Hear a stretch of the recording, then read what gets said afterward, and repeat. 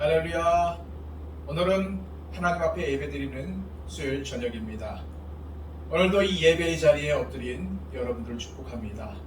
아울러 하나님께서 여러분 가운데 오셔서 여러분들을 만져주시고 또 위로해 주시고 축복해 주시는 은혜가 예배 가운데 이루어지기를 또한 소망합니다. 기도하겠습니다. 아버지 하나님 감사합니다. 오늘도 이 험악한 세상 가운데 우리들을 지켜보아여 주시고 지금 이 시간 예배드릴 마음을 주셔서 하나님 앞에 엎드려 예배케 하심을 감사드립니다. 오늘도 주님의 강림하심을 기원합니다. 주님의 만져주심과 위로하심을 기원합니다.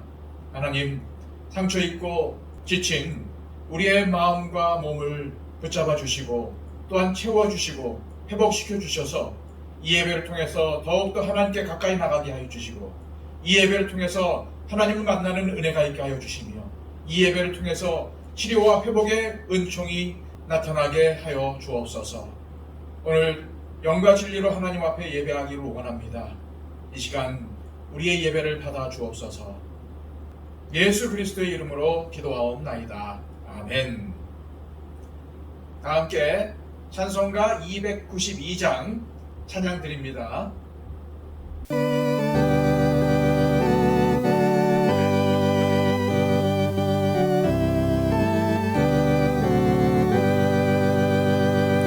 주 없이 살 수 없네 죄인의 구주여 그 귀한 보배 피로 날 구속하소서. 구주의 사랑으로 흘리신 보혈이 내 소망 나의 위로 내 영광 됩니다. 주 없이 살 수 없네 나 혼자 못 서리. 힘없고 부족하며 지혜도 없도다. 내 주는 나의 생명 또 나의 힘이라. 주님을 의지하여 지혜를 얻으리. 주 없이 살 수 없네 내 주는 아신다. 내 영의 깊은 간구 마음의 소원을 주밖에 나의 마음 네 알아주리요. 내 마음 위로하사 평온케 하시네. 주 없이 살 수 없네 세월이 흐르고 이 깊은 고독 속에 내 생명 끝나도 사나운 풍랑일 때 날 지켜주시니 내 곁에 계신 주님 늘 힘이 됩니다.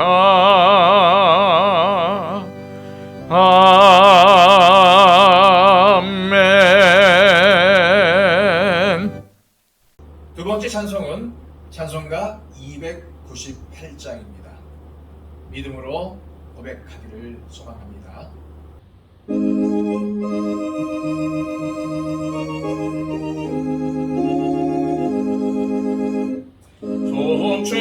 통치하신 구세주를 내가 찬송하리라.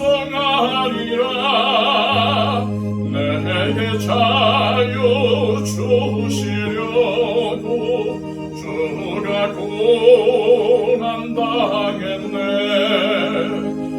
크신 사랑 찬양하리. 나의 죄 사하려고 십자가의 죽임 당한 나의 주 찬양하리. 내가 구원받은 증거 기뻐 전파하리라. 내 죄 모두 담당하신 주의 사랑 크셔라. 크신 사랑 찬양하리. 나의 죄 사하려고 십자가의 죽임 당한 나의 주 찬양하리.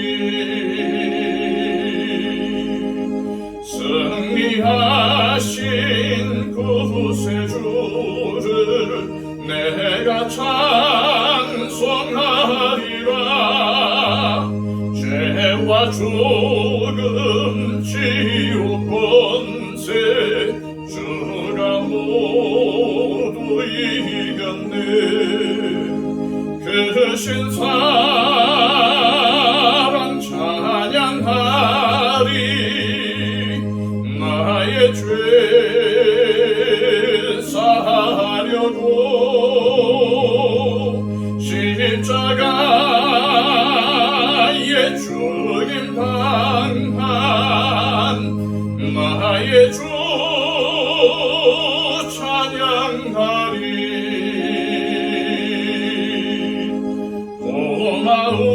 고마우신 구세주를 내가 찬송하리라. 죽음에서 생명으로 나를 인도하셨네. 크신 사랑 찬양하리. 나의 죄 사하려고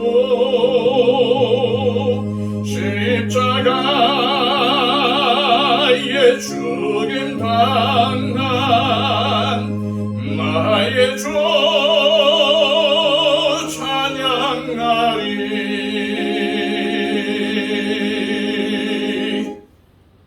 이 시간 우리에게 주시는 하나님의 말씀은 신약성경 마가복음 9장 14절에서 29절까지의 말씀입니다.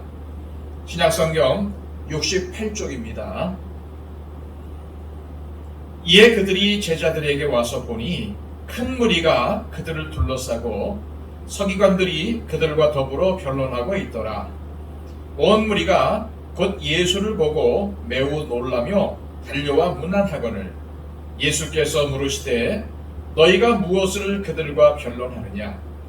무리 중에 하나가 대답하되 선생님, 말 못하게 귀신 들린 내 아들을 선생님께 데려왔나이다. 귀신이 어디서든지 그를 잡으면 거꾸러져 거품을 흘리며 이를 갈며 그리고 파리해지는지라. 내가 선생님의 제자들에게 내쫓아달라 하였으나 그들이 능히 하지 못하더이다. 대답하여 이르시되 믿음이 없는 세대여, 내가 얼마나 너희와 함께 있으며 얼마나 너희에게 참으리요. 그를 내게로 데려오라 하시매 이에 데리고 오니 귀신이 예수를 보고 곧 그 아이로 심히 경련을 일으키게 하는지라. 그가 땅에 엎드러져 구르며 거품을 흘리더라. 예수께서 그 아버지에게 물으시되 언제부터 이렇게 되었느냐 하시니 이르되 어릴 때부터니이다. 귀신이 그를 죽이려고 불과 물에 자주 던졌나이다. 그러나 무엇을 하실 수 있거든 우리를 불쌍히 여기사 도와주옵소서. 예수께서 이르시되 할 수 있거든이 무슨 말이냐? 믿는 자에게는 능히 하지 못할 일이 없느니라 하시니 곧 그 아이의 아버지가 소리질러 이르되 내가 믿나이다. 나의 믿음 없는 것을 도와주소서 하더라.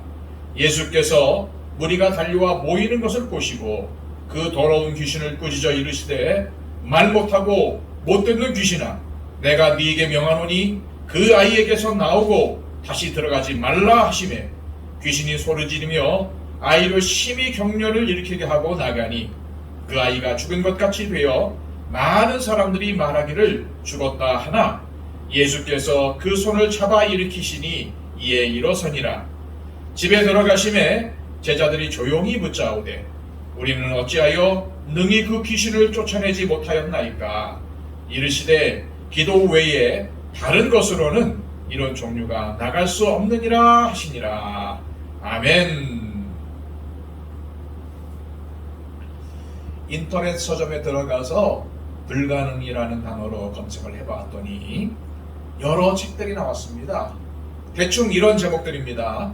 불가능을 뛰어넘어 최후의 승자가 된 사람들, 불가능한 것의 가능성, 불가능한 꿈은 없다, 꿈 포기하지 않으면 불가능은 없다, 불가능한 도전은 없다, 내 안에 불가능은 없다, 열심히 일하는 당신 불가능은 없다, 불가능한 변화는 없다, 필사즉생 불가능은 없다. 이 외에도 책 제목에 불가능이라는 말을 포함한 책이 무려 600개가 넘었습니다. 사실 하나님께서 오늘 우리에게 알려주시기를 원하시는 것이 바로 이것입니다. 한마디로 믿는 자에게는 불가능한 일이 없다는 것이죠. 그러나 우리가 혼동해서는 안 되는 사실이 하나 있습니다. 세상에서 사용하는 불가능이 없다는 말과 우리 믿는 자들이 사용하는 불가능이 없다는 말 사이에는 분명한 차이가 있다는 것입니다. 예수님을 믿지 않는 사람들은 자신의 잠재력을 개발하여 능력을 100% 이상 발휘함으로 불가능을 가능케 한다고 말합니다. 그러나 우리 그리스도인들은 자신의 능력으로 최선을 다할 때에 불가능이 없다고 하는 것이 아니라 주님의 능력으로 불가능이 없다고 하는 것입니다. 우리 자신을 믿는 믿음이 아니라 하나님을 믿는 믿음으로 불가능이 없다는 말씀이죠. 그런데 우리 인생 가운데 불가능한 일이 정말 없습니까? 사실은 불가능해 보이는 어려운 일들이 아주 많습니다. 그런데 오늘 본문을 보면은 불가능을 넘어설 수 있는 비밀을 우리 예수님께서 가르쳐 주시고 계십니다. 먼저 하나님을 바로 알고 믿어야 한다는 것입니다. 지난 시간 예수님께서 베드로와 야고보와 요한을 데리고 높은 산에 올라가셨다가 거기서 엄청난 광채가 나는 모습으로 변형되신 후 내려오셨는데 산 아래에서는 남은 제자들이 서기관들과 큰 무리에 둘러싸여서 논쟁을 벌이고 있었습니다. 그런데 예수님이 오시니까 놀라며 달려와 맞이합니다. 그런데 그들은 무엇을 가지고 다투고 있었습니까? 17절에서 18절까지의 말씀입니다. 무리 중에 하나가 대답하되 선생님, 말 못하게 귀신 들린 내 아들을 선생님께 데려왔나이다. 귀신이 어디서든지 그를 잡으면 거꾸러져 거품을 흘리며 이를 갈며 그리고 파리해지는지라. 내가 선생님의 제자들에게 내쫓아 달라 하였으나 그들이 능히 하지 못하더이다. 예수님이 안 계신 동안 어떤 사람이 귀신 들린 자기 아들을 데려왔는데 제자들이 귀신을 쫓아내지 못했다고 말합니다. 이 사람을 포함해서 거기 있던 사람들은 제자들이 그 아이를 고칠 것을 기대했지요. 왜냐하면 마가복음 6장을 보면은 이미 제자들은 귀신을 쫓아내며 복음을 전파한 경험이 있었고 사람들도 그것을 알고 있었기 때문에 그래서 제자들도 할 수 있을 것이라고 생각하여 귀신을 내쫓아달라고 한 것입니다. 그러나 이때 제자들은 아이를 고치지 못했고 사람들은 엄청나게 실망을 합니다. 그리고 이때다 싶어서 서기관들은 제자들을 붙들고 늘어지면서 공격을 하고 있었던 것이죠. 그렇다면 제자들은 왜 귀신을 내쫓는데 실패를 했을까요? 19절 말씀입니다. 대답하여 이르시되 믿음이 없는 세대여 내가 얼마나 너희와 함께 있으며 얼마나 너희에게 참으리요 그를 내게로 데려오라 하시매 예수님이 사람들을 향하여 믿음이 없는 세대여 라고 하시면서 탄식하십니다.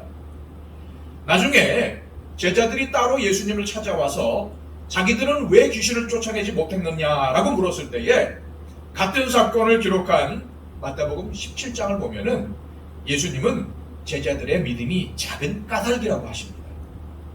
정리하면 무리에게는 믿음이 없었고 제자들은 믿음이 작았습니다. 무슨 말씀입니까? 제자들에게 믿음이 없는 것은 아니라 있었지만 그것은 제대로 된 믿음이 아니었다는 말씀입니다. 그러니까 그들이 이때 실패한 이유는 그들에게 믿음이 없었던 것은 아니지만 믿음이 작았기 때문입니다. 17절 말씀을 보세요. 이 아이의 아버지가 자기 아들을 누구에게 데려왔습니까? 예수님입니다. 그런데 누구에게 귀신을 쫓아달라고 부탁을 했습니까? 예수님의 제자들입니다. 예수님께 고쳐달라고 데려왔는데 거기 예수님이 안 계시니까 급한 대로 제자들에게 부탁을 한 것입니다. 급하니까 예수님이 아니라 사람을 붙들었습니다. 그러니까 안 되었던 것이죠. 사실 이 아이의 아버지는 예수님을 정말로 믿어서 데려온 것이 아니라 지푸라기라도 붙드는 심정으로 찾아왔습니다. 예수님을 믿어서 데려온 것이 아니라 아이를 고침받기 위해서 데려온 것이죠. 그는 예수님이 아니라 예수님의 능력을 필요로 했습니다. 그래서 거기에 예수님은 없었지만 예수님의 능력만 있으면 되니까 상관이 없었습니다.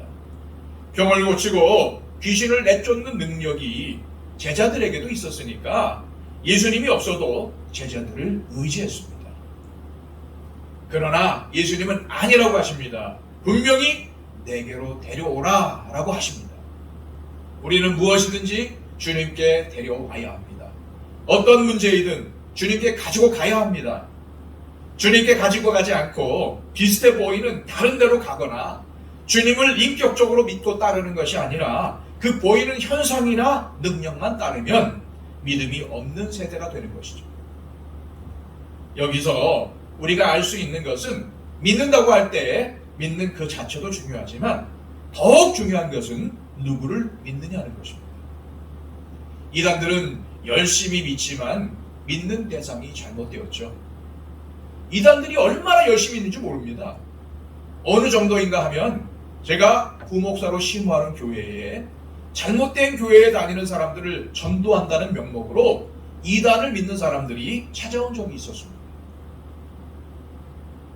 우리는 잘못된 신앙생활을 하는 이단 교회에 찾아가는 적이 없지 않습니까? 그들에게 전도하는 것도 꺼리지 않습니까? 하지만 열심히 하는 것보다 누구를 믿느냐, 즉 믿음의 대상이 더 중요합니다. 사탄교회에서는 이렇게 말합니다. 너 자신을 믿어라. 역시 이단인 크리스천 사이언스도 이렇게 말해요. 자신을 믿어라. 그러나 우리의 믿음의 대상이 누구입니까? 하나님이십니다. 그러므로 우리는 하나님 말을 추구해야 합니다. 하나님을 잘 알아야 합니다. 우리가 누군가를 사귈 때 서로 대화하며 서로를 알아가죠.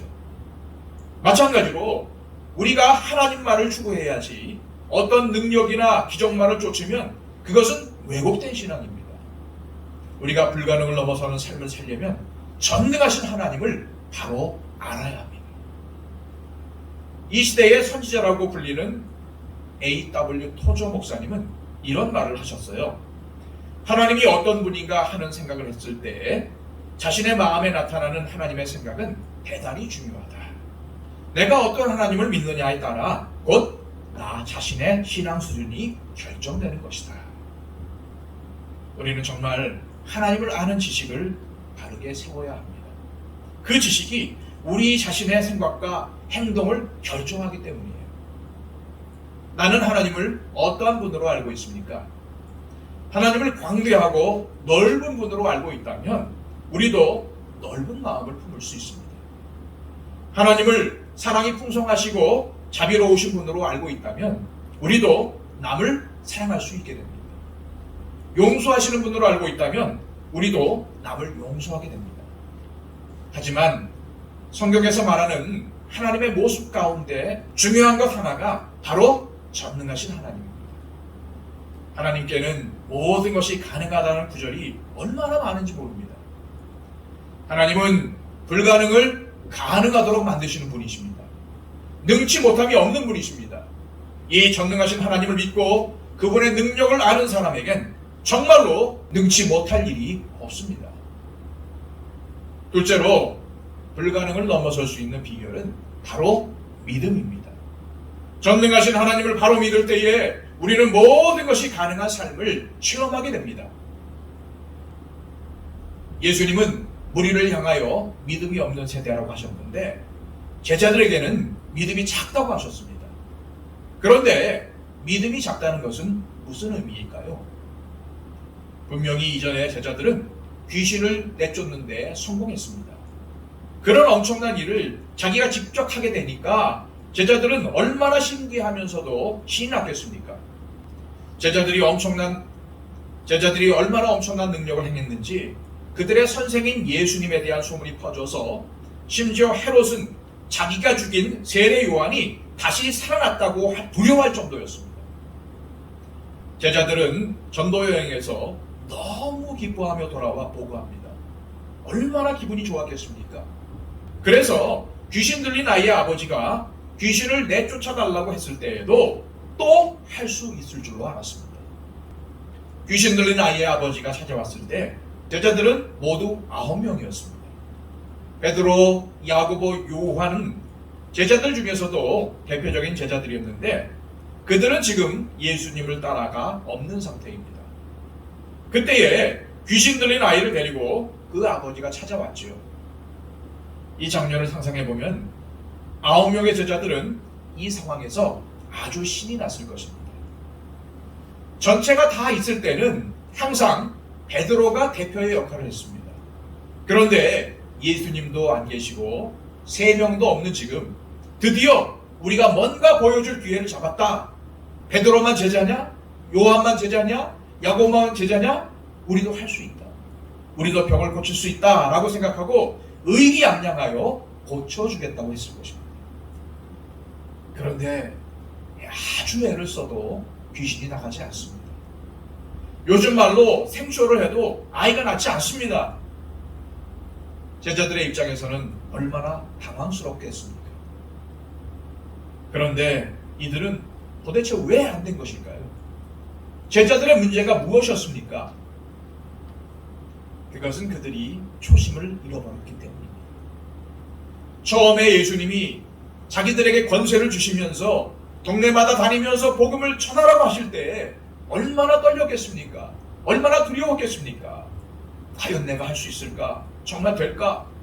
하지만 주님이 하라고 하시니 해보자. 주님 나와 함께 하시고 나를 도와주소서. 이렇게 간절한 마음으로 주님을 의지하면서 기도하니까 놀랍게도 병이 낫고 귀신이 쫓겨가는 겁니다. 그런데 지금 이 순간에는 그런 마음이 없었습니다. 자기 과시, 자기가 뭔가 할 수 있다는 생각이 그들의 마음을 지배했던 것이죠. 간절하게 주님을 의지하며 한 것이 아니라 이전에도 한번 해봤으니까 또 할 수 있을 것이라고 생각하면서 자기의 능력을 믿고 나가다가 실패를 한 것입니다. 하나님을 믿는다는 것이 바로 이런 것입니다. 믿음은 역설입니다.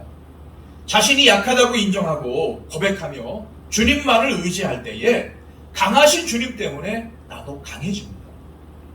그러나 자신이 가장 강하다고 생각할 때가 바로 실패할 때입니다. 실패하는 원인을 잘 보면은 분명히 주님이 아니라 자기를 신뢰하기 때문입니다. 자기가 가진 능력, 재주, 돈, 지식, 경험 이런 것들을 의지하면 반드시 실패할 수밖에 없습니다. 우리는 주님께서 내게 데려오라 라고 하시는 이 말씀을 잊지 말아야 합니다. 어떤 어려움이 닥쳐올 때 내가 할 수 있지가 아니라 겸손하고 간절하게 주님을 의지하면서 주님께 그 문제를 가지고 나올 때 해결이 되는 것입니다. 예수님의 말씀을 들은 아이의 아버지가 예수님 앞에 아이를 데리고 나오자 귀신은 그 아이를 즉시 발작하게 만듭니다. 20절 말씀이에요. 이에 데리고 오니 귀신이 예수를 보고 곧 그 아이로 심히 격려를 일으키게 하는지라 그가 땅에 엎드러져 구르며 거품을 흘리더라. 이것은 능력의 주님 앞에서 귀신의 최후 반항입니다. 그때 주님은 뭐라고 하십니까? 21절입니다. 예수께서 그 아버지에게 물으시되 언제부터 이렇게 되었느냐 하시니 이르되 어릴 때부터니이다.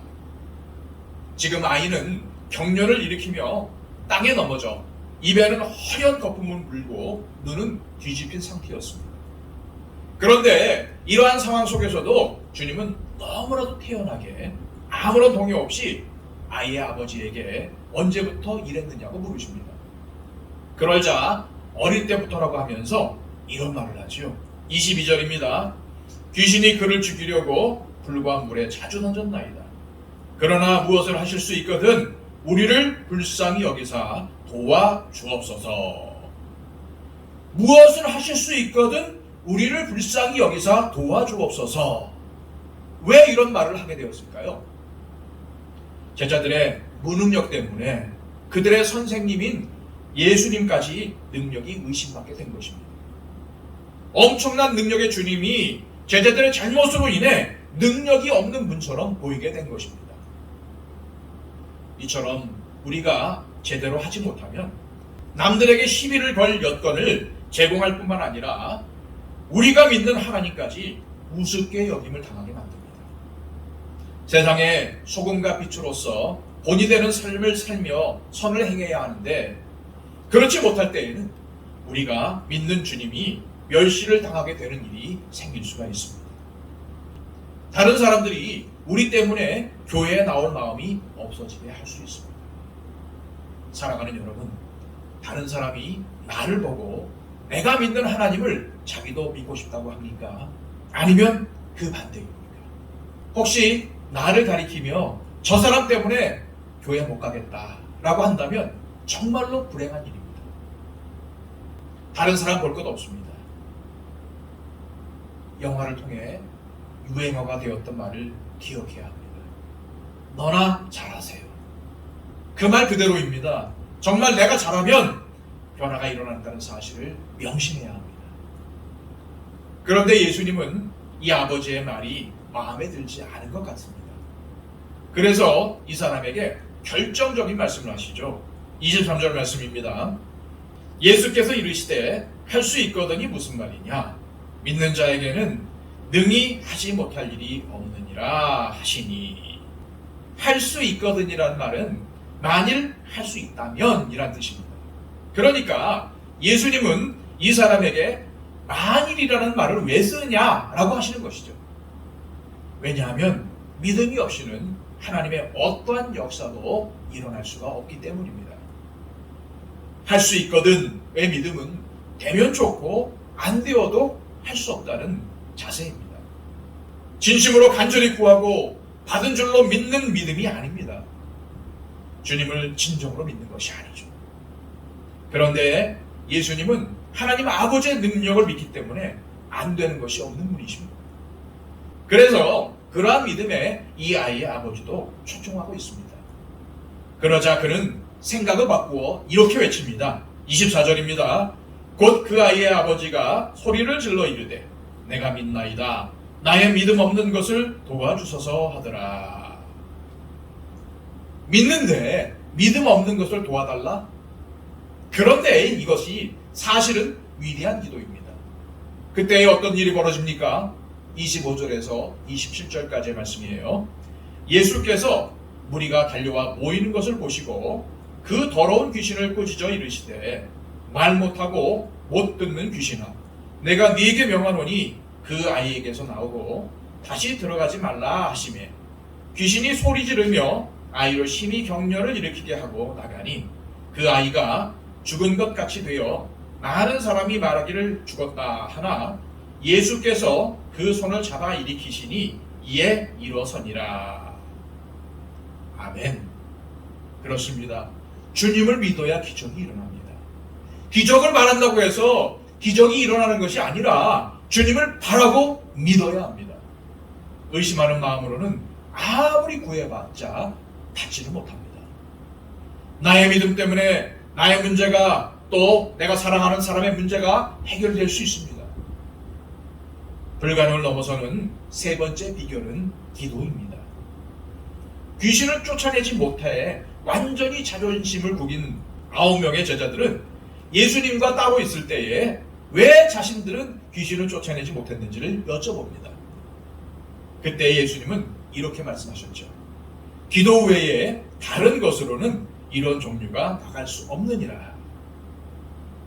예수님의 말씀에 의하면 제자들이 실패한 이유는 기도하지 않았기 때문이라는 것입니다. 그렇다면 어떻게 기도해야 할까요? 조금 전에 아이 아버지의 기도를 보십시오. 내가 믿나이다. 나의 믿음 없는 것을 도와주소서. 이러한 기도가 있어야 한다는 것입니다. 아이 아버지는 먼저 자신에게 믿음이 없음을 인정합니다. 자신의 능력으로 할 수 없음을 고백하는 것이죠. 그래서 내가 믿나이다 라고 하며 주님의 능력을 의지한다는 것을 간절히 구하는 것입니다. 이런 기도를 통해서 역사가 일어나는 것이죠.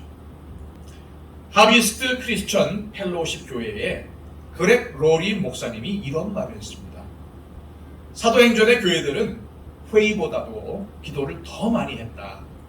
만약 초대교회가 1시간 회의했다면 2시간 기도했을 것이다. 그러나 오늘날의 교회는 어떤가? 오늘날 대부분의 교회들은 2시간 회의를 했다면 1시간, 아니 단 10분도 기도하지 않는다. 오늘 본문의 제자들은 스스로 믿음이 있다고 자부했기 때문에 오히려 예수님을 의지하지 않았고, 귀신 들린 아이의 아버지는 믿음이 없다고 생각했기 때문에 예수님을 의지했습니다. 믿음이 없다는 것을 알고 고백했기 때문에 오히려 내가 믿나이다 라고 외칠 수 있었습니다.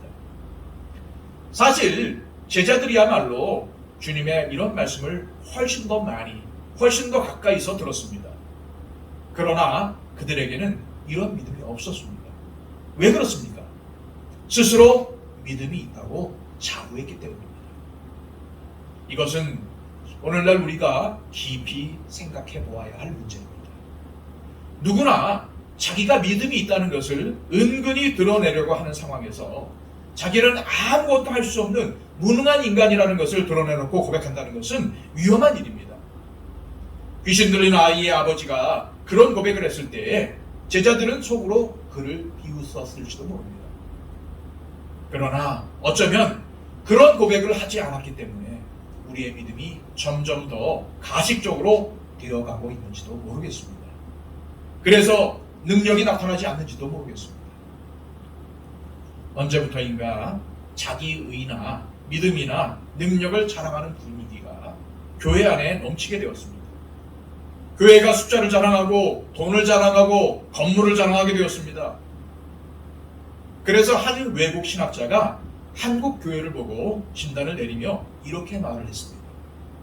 한국 교회는 돈에게 먹혔다. 그 결과가 무엇입니까? 기독교가 개독교나 기득교라고 불리게 되었습니다. 비단 이것이 한국 교회만의 문제입니까? 나 자신의 문제라고 생각해야 합니다. 자신의 신앙 경력을 자랑하거나 나는 다 안다고 생각하거나 배울 게 없다고 생각하거나 다 안다고 하거나 나보다 못한 것 같으면 남을 무시하거나 자기 자랑과 교만의 모습을 버려야 합니다. 그렇게 할 때에 주님의 능력이 나타나게 될 것입니다. 귀신 들린 아이의 아버지는 자기 힘으로는 할 수 없으니까 예수님께 도와달라고 했습니다. 우리도 이 아버지처럼 오직 주님이 도와주실 때에만 모든 것이 가능하다고 고백할 수 있는 이러한 믿음을 회복해야 합니다. 이 아버지의 기도는 바로 이러한 목마름과 신뢰를 보여주고 있습니다. 그럴 때 예수님은 그 기도를 들으시고 당신의 무한한 능력을 드러내셨습니다. 그리고 그와 같이 기도할 것을 우리에게 가르쳐 주신 것입니다. 그러한 기도를 드리며 나아갈 때에 나는 능력이 없지만 주님의 능력이 역사하는 기적의 통로가 되는 것입니다. 결국 제자들에게 능력이 없었던 이유가 무엇입니까? 자기 자랑과 교만, 자기가 할 수 있다고 생각하며 주님을 신뢰하지 않았기 때문입니다. 그렇다면 저와 여러분들은 어떻습니까? 우리는 오늘 예수님의 이 말씀을 기억해야 하겠습니다. 할 수 있거든이 무슨 말이냐? 믿는 자에게는 능히 하지 못할 일이 없느니라. 기도하겠습니다. 하나님 아버지, 오늘 주신 말씀을 통해서 나의 믿음을 돌아보게 하심을 감사드립니다. 믿음이 있다고 자부하고 자신의 의나 자신의 자랑거리를 드러내는 우리들을 보면서 주님은 얼마나 안타까워하셨을까요? 주님, 우리의 교만을 버리게 하여 주옵소서. 우리의 자랑거리를 버리게 하여 주옵소서. 내가 다른 사람보다 낫다는 생각을 버리게 하여 주옵소서. 오직 주님 앞에 겸손하게 엎드려 나는 아무것도 할 수 없으니 주님 나를 도와주소서. 이 믿음을 회복하게 하여 주옵소서. 그리하여 우리도 이 아이의 아버지가 드렸던 기도처럼 하나님 앞에 무릎 꿇고 믿음을 위해 기도할 수 있게 하여 주옵소서. 예수 그리스도의 이름으로 기도하옵나이다. 아멘.